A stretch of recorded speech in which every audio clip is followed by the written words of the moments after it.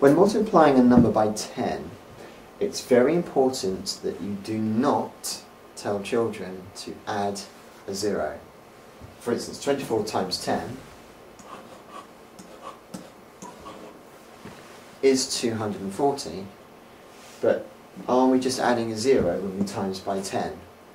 Well, suppose it was 2.4 times 10.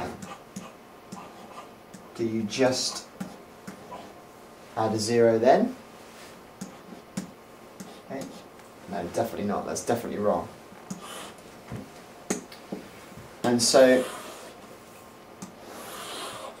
children can get very, very confused with this concept if they're not taught it properly from the beginning, or if they're confused by people telling them to add a 0, because when they get to decimals they don't know what to do. So instead, it's really important to teach children to multiply numbers by 10 by seeing how the digits move. For example, 10 times 24. It's very helpful to write column headings: hundreds, tens, units. And we teach the children to write the number we're multiplying by in the correct place. 24. And then when we times that number by 10, we move the digits one place to the left. So the 2 tens ends up in the hundreds column to give you 200. The 4 units ends up in the tens column to give you 4 tens. And the 0 is a placeholder to show you there are no units. This is a much better way of teaching multiplying by 10.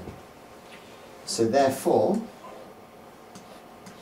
when children come across decimals, for example 10 times 3.7, then we can introduce the other column heading, which is tenths.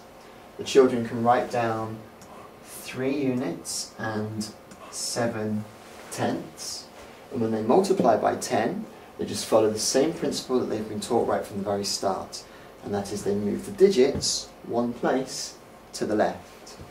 So the 3 units becomes 3 tens, and the 7 tenths become 7 units, and the answer is 37.